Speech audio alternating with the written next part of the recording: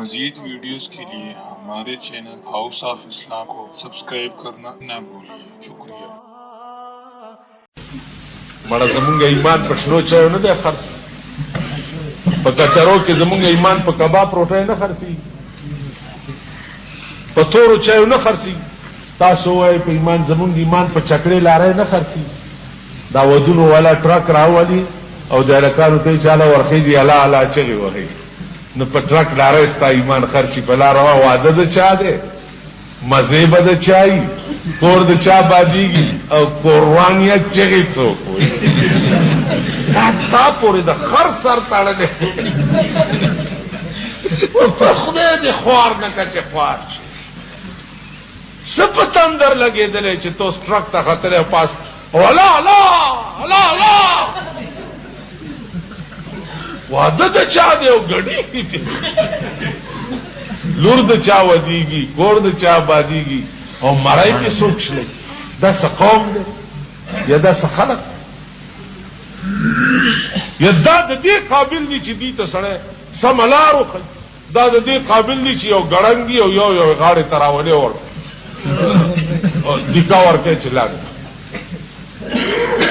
وایي اشنا له پند ورکا او چې پند نه وي د شګې پند ور په سر که چې ورمېږي مات شي.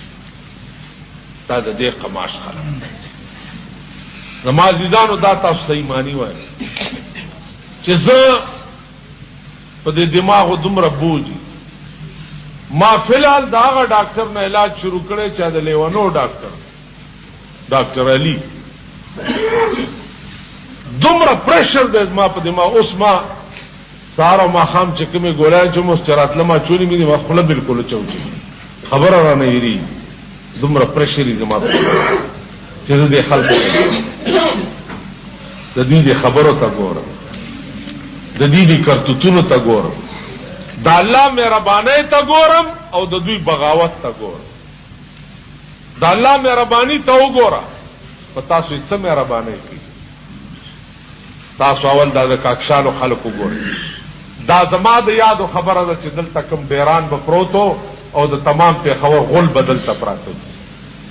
نن تاسو جنت جوړ کړی اوسېږئ پکې. نامم پې ګل دره ایښې ده، ګل دره. پخوا غول دره وه که نه، اوس ګل دره شوه. نو ګل دره کې خو اوسېږي هم ګلونه که نه. څه سالا بلډینګونه هم جوړ کړي، ښه کورونه، باروزګاره،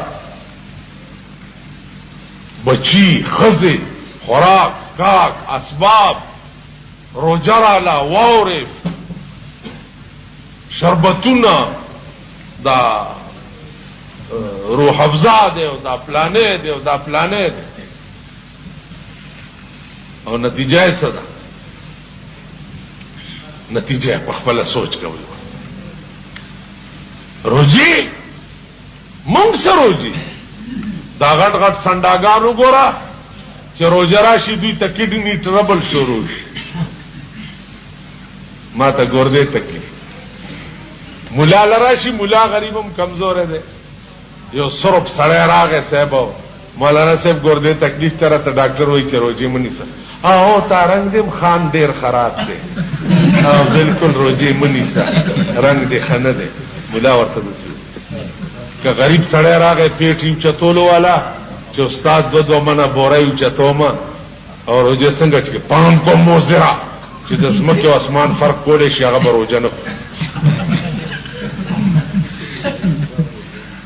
وای که چا تله د انصاف په لاس کې درکړه، که چا تله د انصاف په لاس کې درکړه، نو خپل خر او د بل اس به برابر کی. دا انصاف. غریب راغی دومره جبه یې وتې ده، هغه ته اجازت نشته چې روژه وکړي. سانډا راغی او جی رنگ دیم ډېر.